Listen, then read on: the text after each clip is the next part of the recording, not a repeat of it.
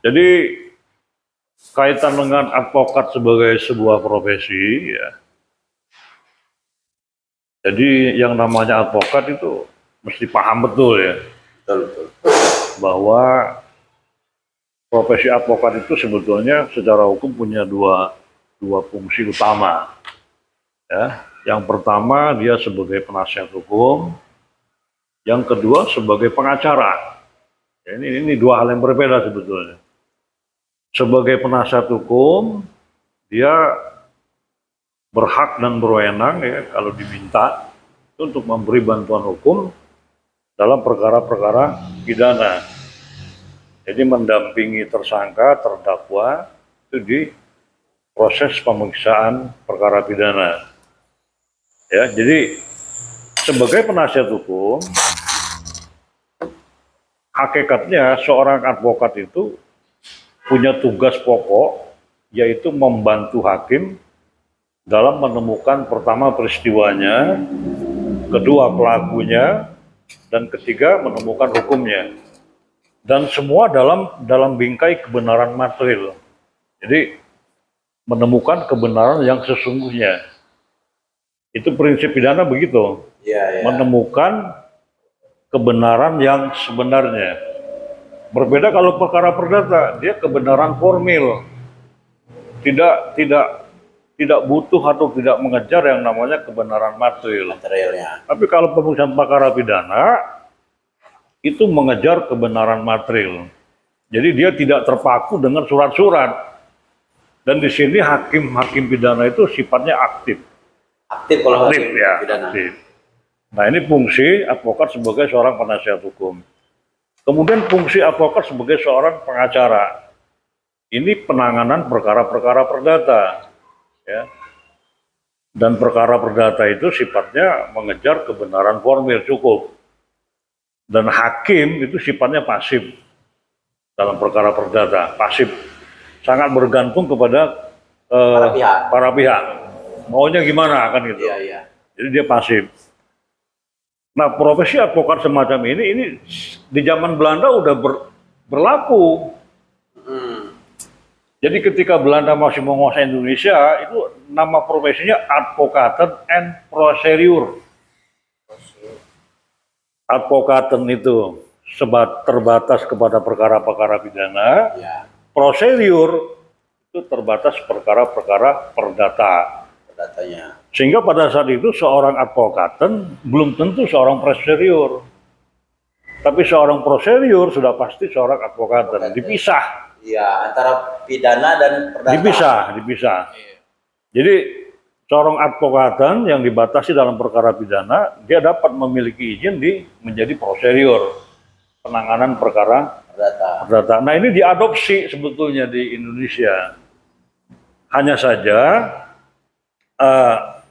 profesinya tunggal, tidak disebut advokat dan pengacara, tapi advokat saja. Ya. Tapi dia punya dua fungsi. Pertama sebagai penasihat hukum, kedua sebagai pengacara. Pengacara ini diambil dari istilah prosedur. Prosedur perdata itu. Iya, prosedur itu perdata maksudnya. Nah, kalau kita nggak paham ini, kita kadang-kadang tidak fokus, tidak mengarah ya. Tidak mengerti kedudukan kita ini sebagai apa. Kadang-kadang dicampur adukan gitu. Jadi harus paham betul gitu bahwa advokat itu berfungsi pertama sebagai penasihat hukum, kedua sebagai pengacara. Nah, penasihat hukum itu jabatan dalam sistem peradilan pidana. Ada penuntut umum, ada penasihat hukum. Jadi dia jabatan. Nggak sekedar istilah. Jabatan hukum yang diberikan kepada advokat. Ya, jadi penasihat hukum, jabatan hukum yang diberikan kepada advokat.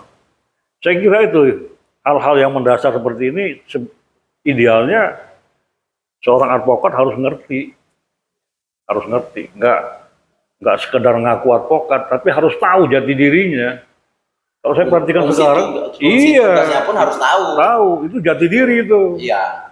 Kalau saya perhatikan sekarang kan banyak advokat nggak kenal dengan jati dirinya.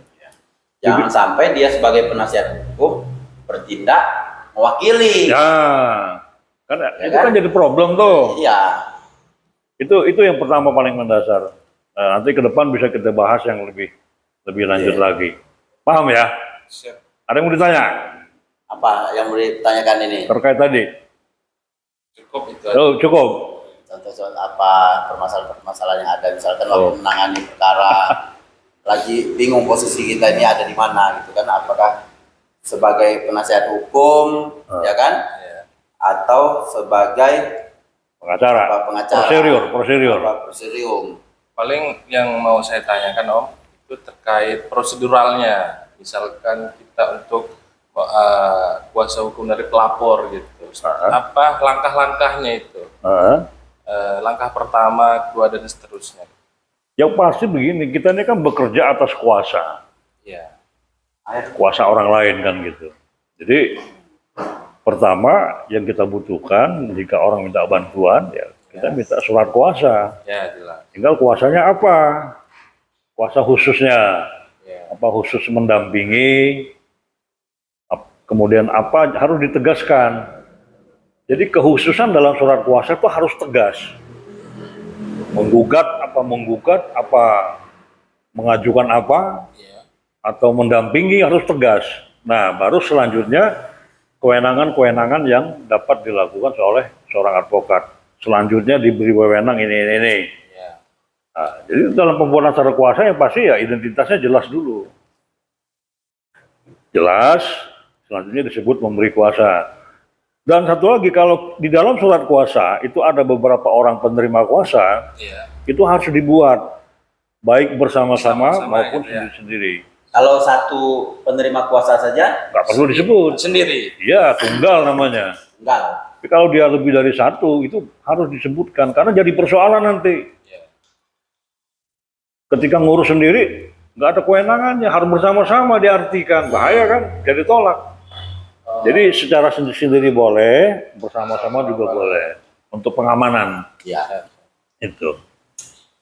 Itu aja yang perlu di apa namanya? Itu terkait kuasa. Iya. Sebelumnya untuk pelaporan misalkan langkahnya untuk menghadap siapa dulu, misalkan tingkat di Polsek, Polres, Polda gitu. Tinggal lihat wilayah hukumnya. Iya. Itu terjadi di mana. Yang paling kecil kan rektor. Tapi ada beberapa kasus yang Polsek nggak mau terima terkait dengan tanah harta. Ya. Nggak mau dia harus limpahkan ke Polres. Selain dari itu, Bisa. Harta udah itu terkait dengan anak, bermasalah dengan hukum, gitu. Yang perempuan. agak-agak Saya jelimet nggak ya. mau di polsek karena nggak ada apa penyidik anaknya ya. Ya. Terkait dengan Terbatas. keterbatasan penyidik.